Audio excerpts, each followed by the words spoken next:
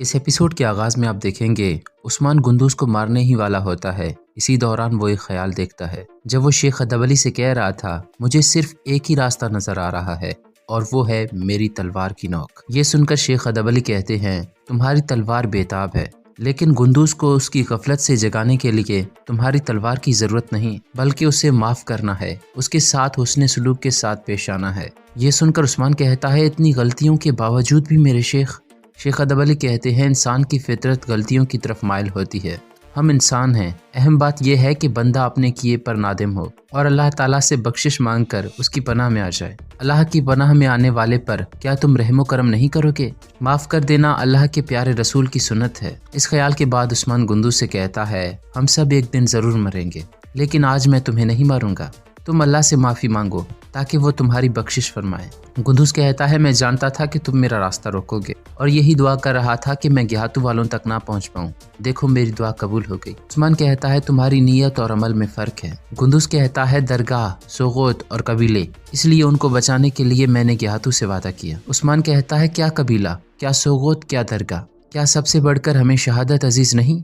گندوز کہتا ہے میں نے بہت سی غلطیاں کی ہیں میرے بھائی۔ یہاں نکولا اور گیہاتو کا خاص آدمی ایناگول میں آ جاتے ہیں۔ نکولا کہتا ہے یہاں پر بہت سارے منگول آئے لیکن عثمان نے سب کو مار دیا، لیکن اب ہم عثمان کے خلاف متحد ہیں۔ وہ شخص کہتا ہے مجھے گیہاتو نے تمہارے بارے میں کہا ہے کہ نکولا کی تلوار سے نہیں ڈرنا بلکہ اس کی باتوں سے ڈرنا، اسی لیے بات کرنا بند کرو نکولا۔ یہ سن کر نکولا بہت ہنسنے لگ جاتا ہے۔ وہ شخص کہتا ہے میں اس فوج کا معائنہ کرنے آیا ہوں جو تم گیہاتو کو دو گے۔ نکولا کہتا ہے جو بھی تم کرنا چاہتے ہو کرنا، لیکن تمہارے لیے ایک چھوٹا سا سرپرائز ہے۔ اسی دوران نکولا کے آدمی روکاتوس کو وہاں پر لے کر آتے ہیں۔ توس کہتا ہے نکولا میں پہلے سے ہی جانتا تھا کہ تم ناقابل اعتبار ہو۔ نکولا کہتا ہے اگر تم سب کچھ جانتے ہو تو یہ بھی جانتے ہوگے کہ عثمان کہاں ہے۔ عثمان گندوز سے کہہ رہا تھا میں تمہیں آج سزا نہیں دوں گا، اب تم میری بات غور سے سنو، جیسا میں کہتا ہوں ویسا ہی کرنا۔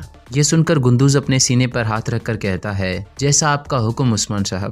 عثمان کہتا ہے تم ایک سردار کی طرح احکامات بچا لو، میں انہیں سزا دوں گا جنہوں نے تمہیں بے وقوف بنایا۔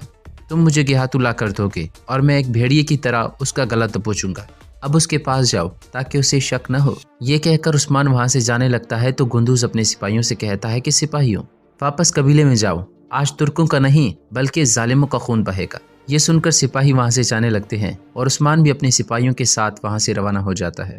یہاں نکولا ایک دہکتا ہوا خنجر اٹھا کر روکاتوس سے کہتا ہے تو تم اپنا منہ نہیں کھولو گے؟ روکاتوس کہتا ہے نہیں۔ یہ سنتے ہی نکولا اس خنجر کو روکاتوس کے سینے پر رکھتا ہے جس سے روکاتوس کو بہت تکلیف ہو رہی تھی۔ پھر روکاتوس کہتا ہے اگر میں نے تمہیں عثمان کے بارے میں بتا دیا پھر بھی تم مجھے مار دو گے، عثمان کو زندہ رہنا چاہیے تاکہ وہ تم جیسے لوگوں سے بدلہ لے۔ یہ سن کر نکولا گیہاتو کے خاص آدمی سے کہتا ہے دیکھو یہ عثمان پر کتنا بھروسہ کرتا ہے۔ پھر نکولا روکاتوس سے کہتا ہے اگر تم عثمان کے بارے میں بتاؤ گے تبھی تم بچ پاؤ گے۔ یہ کہہ کر وہ دہکتا ہوا خنجر روکاتوس کے چہرے پر رکھنے لگتا ہے تو روکاتوس کہتا ہے رک جاؤ میں تمہیں سب کچھ بتاتا ہوں۔ عثمان اور کوسیس راون پہاڑی پر چھپے ہوئے ہیں۔ یہ سن کر نکولا کہتا ہے ہمیں جو چاہیے تھا وہ تم نے بتا دیا۔ پھر وہ اپنے سپاہیوں سے کہتا ہے کہ کھول دو اسے۔ جب روکاتوس کو کھول دیا جاتا ہے تو اسی دوران اس کے سامنے پھانسی کا ایک پھندا آ جاتا ہے۔ روکاتوس کہتا ہے میں جانتا تھا کہ تم ایسا ہی کرو گے۔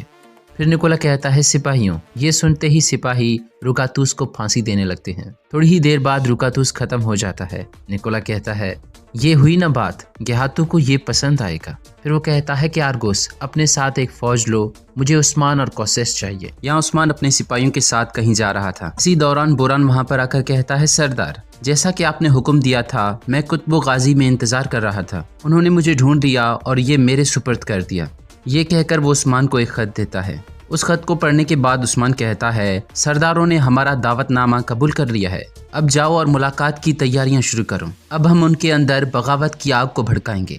یہاں استاد داؤد اور اقچا خیمے کے باہر کھڑے تھے۔ اقچا ایک رسی کو آگ لگاتا ہے اور آگ لگانے کے بعد وہ چھپ جاتا ہے۔ کچھ ہی دیر بعد ایک دھماکہ ہوتا ہے۔ دھماکہ ہوتے ہی چاروں طرف چھوٹی چھوٹی چھریاں پھیلنے لگ جاتی ہیں۔ یہ دیکھ کر استاد داؤد بہت خوش ہو جاتے ہیں، یعنی کہ ان کا تجربہ کامیاب ہو گیا۔ یہاں گیہاتو اپنے خاص آدمی سے کہہ رہا تھا اس کا مطلب ہے روکاتوس بھی کوئی کام کا آدمی نہیں تھا، وہ تشدد برداشت نہیں کر سکتا تھا۔ یہ سن کر گیہاتو کا خاص آدمی کہتا ہے اس نے عثمان کی جگہ کے بارے میں بتایا ہے، عثمان مختلف جگہیں بدلتا رہا لیکن کل رات اس کی ملاقات روکاتوس سے ہوئی، جو ملاقات کوزگن پہاڑی پر ہوئی۔ ये सुनकर घियातू कहता है, तैयारी करो, कुसगुन पहाड़ उस्मान का मकबरा बनेगा। इसी दौरान एक मंगोल सिपाही आकर कहता है, गुंदूज साहब आए हैं, लेकिन वो अकेला है, उसके साथ कोई भी जंगजू नहीं। ये सुनकर घियातू कहता है, वो अपने साथ सिपाही क्यों नहीं लाया। यहाँ गुंदूज का खास सिपाही आकर उस्मान से कहता है, सरदार, जैसा कि आपने हुक्म दिया था, मैंने सल्जूकी सिपाहियों के एक हिस्से को कबीले की पुष्ट पर जाने का हुक्म दिया है, लेकिन दरवाजे वाले अपनी जगह नहीं छोड़ रहे। उस्मान कहता है, तुम्हारे लिए एक और काम है आयदोदो, जब अंधेरा हो जाए जितना तुमसे हो सके सल्जुक सिपाहियों को कबीले से निकाल दो, बाकी हम खुद हल कर लेंगे। ये सुनकर आयदोदो वहां से चला जाता है। उसके जाने के बाद जरकुताई कहता है, क्या हम गुंदूज साहब पर भरोसा कर सकते हैं। उस्मान कहता है, अगर उसने गद्दारी की तो वो इसकी कीमत अदा करेगा। यहाँ गुंदूज मंगोलों के पास आ चुका था और वो दिल ही दिल में कुछ बातें सोच रहा था और कह रहा था, क्या तुम हाबिल बनोगे या काबिल गुंदूज, क्या तुम अपने भाई से मुंह मोड़ोगे। अगर तुम घियातू के शाना बशाना खड़े हुए तो ताकत, वकार और मकाम हासिल करोगे। गुंदूज के दिल में मुख्तलिफ बातें चल रही थी। आखिरकार वो घियातू के पास आ जाता है। घियातू कहता है, सिपाही कहाँ हैं गुंदूज। गुंदूज कहता है, सिपाही हिफाजत पर मामूर हैं। घियातू कहता है, कहाँ पर। गुंदूज कहता है, कबीले में। घियातू कहता है, तुम अपने सिपाही लाए क्यों नहीं। फौज गवर्नर के किले पर हमला करने जा रही थी। गुंदूज कहता है, मैं उस्मान को जानता हूँ, मैंने अपने सिपाहियों को कबीले में रखा, ऐसा ना हो कि रास्ते में ही वो हम पर हमला कर दे। मेरे जंगजुओं की तलवारें तुम्हारे लिए खून बहाएंगी घियातू, तुम इस बात का यकीन रखो। घियातू कहता है, अगर तुमने मेरी बात नहीं मानी तो तुम सबको जला दूंगा। गुंदूज कहता है, मैंने तुमसे वादा किया था घियातू और मैं उसे निभाऊंगा। फिर बैठने के बाद घियातू कहता है, उस्मान, क्या उसकी कोई खबर मिली।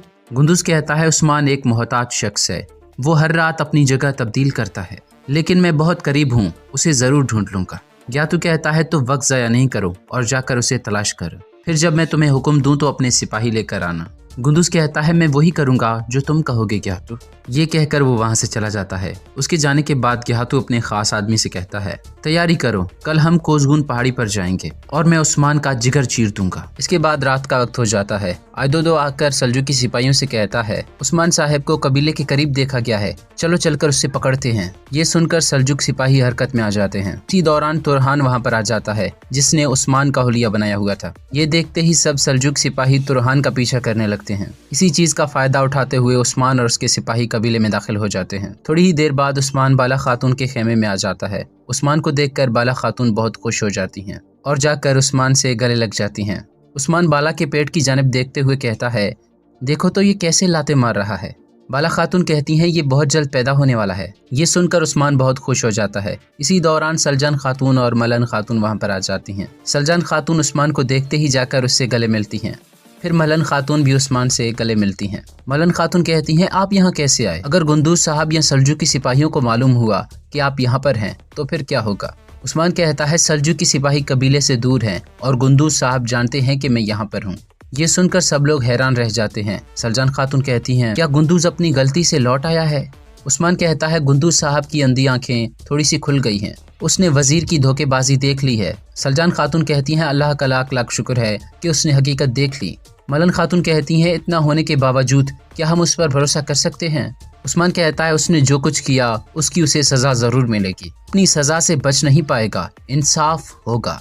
सलजान खातून कहती हैं, तुम गुंदूज के साथ क्या करोगे। उस्मान कहता है, गद्दारों का अंजाम वाज़ेह है वालदा।